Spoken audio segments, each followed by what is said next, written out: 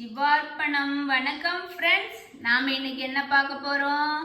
நாம் வந்துட்டு ராமநவமி எப்படி உருவாச்சு, ராமநவமியோட கதை சொல்ல போகிறோம்.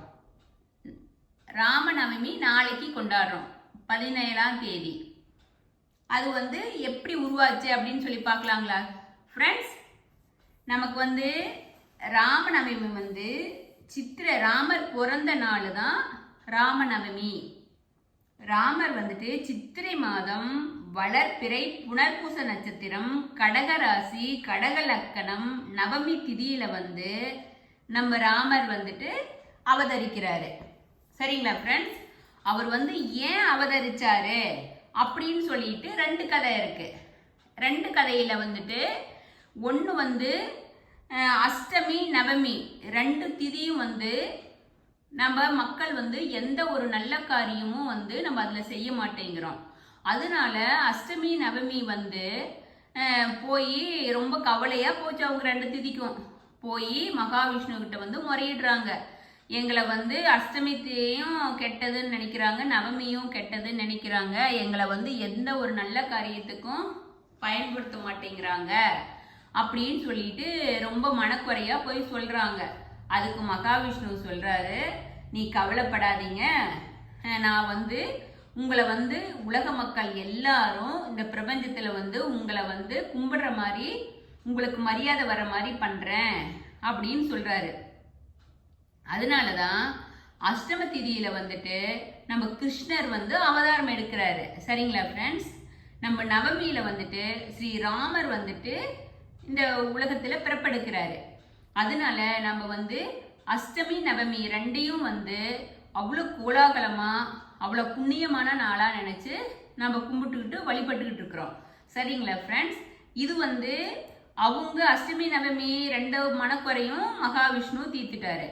இப்போ ராமர் பிறந்ததுக்கு இன்னொரு கதையும் இருக்குது.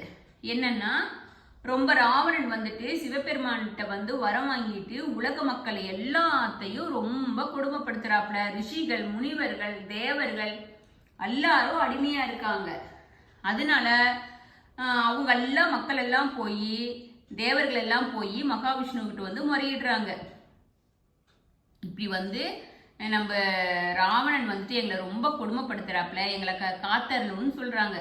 அதுக்கு தான் மகாவிஷ்ணு சொல்றாரு, நான் உங்களுக்கு அவதாரம் எடுத்து வரப்போறேன். ராமர் நம்ம மகாவிஷ்ணு 10 அவதாரம் எடுக்கிறதுல 7வது அவதாரமா நம்ம ராமர் அவதாரம் எடுக்கிறாரு. அப்படின்னு சொல்லிட்டு அவதாரம் எடுத்து ராவணன் அழிக்கிறதுக்காக நம்ம மகாவிஷ்ணு ஒரு அவதாரம் எடுக்கிறாரு. இது ராவணன் அழிக்கிறதுக்காகவும் எடுத்த அவதாரம். இதனாலதான் இந்த ராமநவமி 2 அவதாரம். சரிங்களா ஃப்ரெண்ட்ஸ்? 2 ஒரு நல்ல காரியங்களுக்காக எடுத்திருக்கிறாரு. ரெண்டாவது உலக மக்கள் ஒருத்தனுக்கு ஒருத்தி, நேர்மை, இது எல்லாம் கடைபிடிக்காத மக்கள் வாழ்றதுனால அதை நிலைநாட்டி இது மாதிரி வாழ முடியும் உலகத்துல அப்படின்னு சொல்லிட்டு இரக்கம், மென்மை, நீதி மற்றும் நேர்மை ஆகியவற்றின் உருவமாக ராமர் அவதாரம் எடுத்து வர்றாரு. மகாலட்சுமி கிட்ட சொல்லி இருப்பாரு. ஏன்னா இந்த அவதாரத்தை யாரும் மக்கள் உலகத்தில் இருக்கிற மக்கள் மனிதர்கள் அவங்க நேர்மை இல்லை, ஒருத்தனுக்கு ஒருத்தியாவும் இருக்கிறது இல்லை அப்படிங்கிறதுக்காக அதை இருக்க முடியும்னு, அப்பா பேச்ச கேட்க முடியும், தாய் சொல்ல தட்டாத இருக்க முடியும் அப்படின்னு எல்லாமும் நடைமுறைப்படுத்தி வாழ முடியணும். எத்தனை சோகம் வந்தாலும் அந்த சோகத்தை தாங்கணும் அப்படின்னு காமிக்கிறதுக்கு எடுத்த அவதாரம் தான் ஸ்ரீராமர் அவதாரம். சரிங்களா ஃப்ரெண்ட்ஸ்?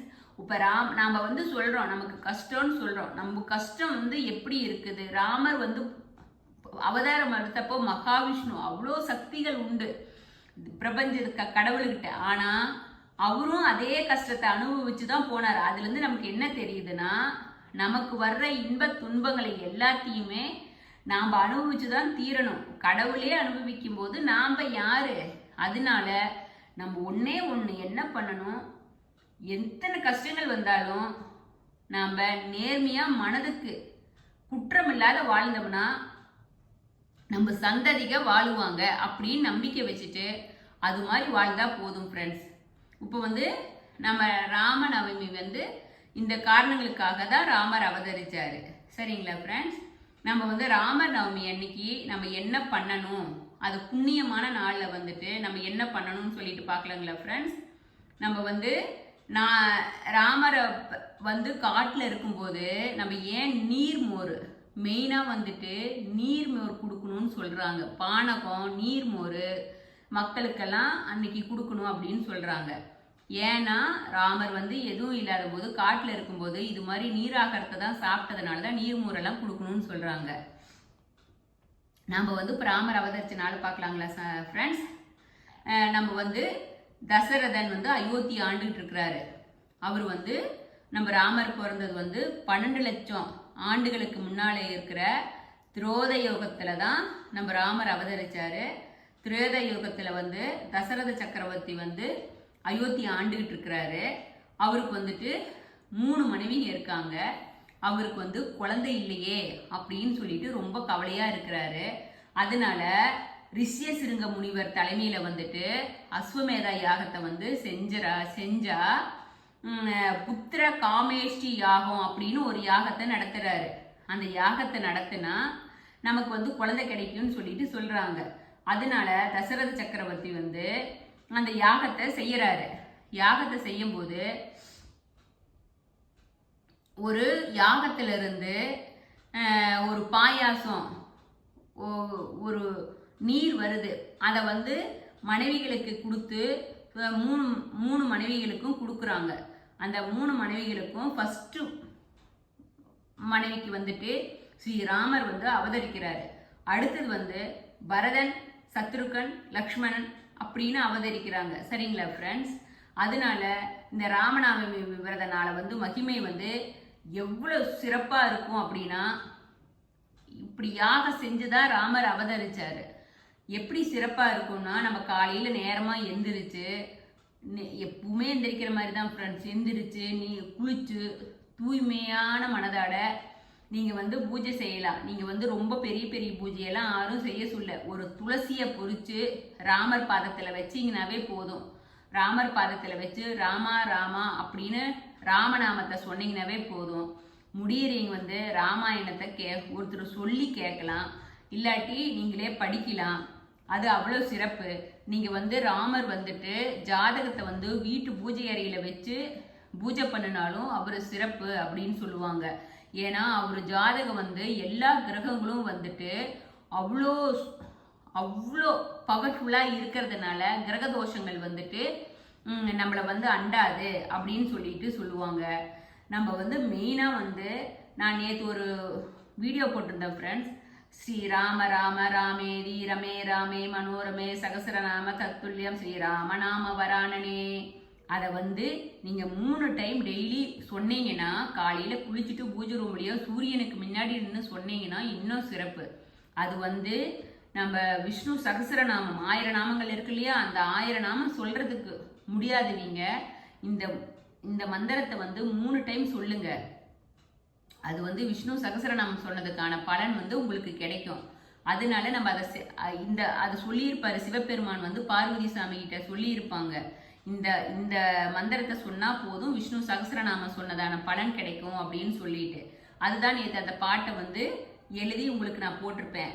அதனால நம்ம கம்பரின் வாக்கு வந்து ராமநவமி மகிமையை பத்தி என்னன்னு சொல்லியிருக்கிறாரு.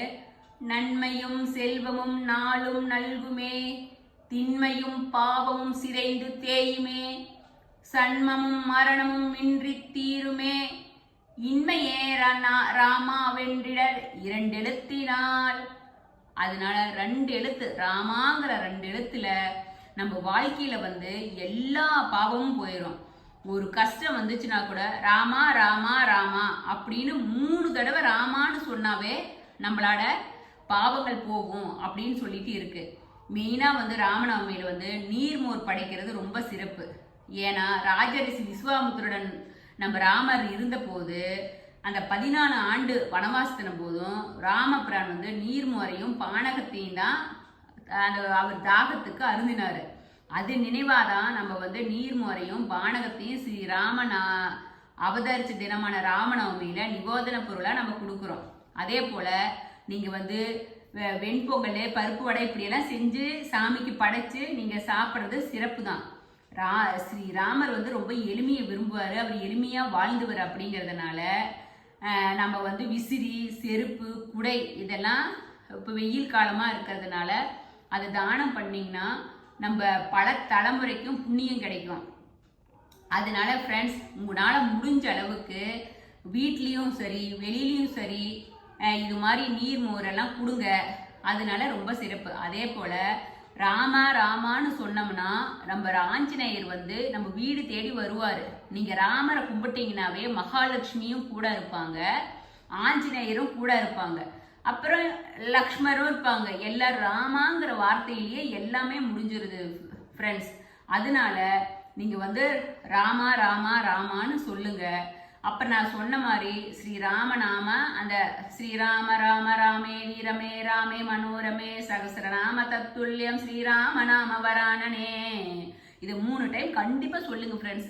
இதை வந்து நான் ரெகுலராக 3 டைம் சொல்லிட்டு இருக்கிறேன். எனக்கு எப்போ ஒரு காலத்துக்கு முன்னாடி எதுலையோ படித்த ஞாபகம் இருந்ததுனால இது நான் மனப்பாடமாக மண்டியில் ஏறிச்சு. 2 லைன் தான் இல்லையா?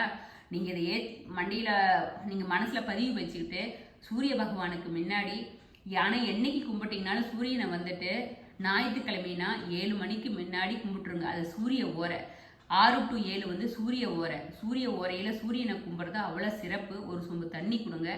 ராமரையும் நினச்சிக்கோங்க, நம்ம சிவபெருமானையும் நினச்சிக்கோங்க. எல்லாமும் அதில் தான் இருக்குது. அதனால் நான் ஃபஸ்ட்டு சொல்கிறது தீப வழிபாடு, சூரிய வழிபாடு, பிரபஞ்ச வழிபாடு.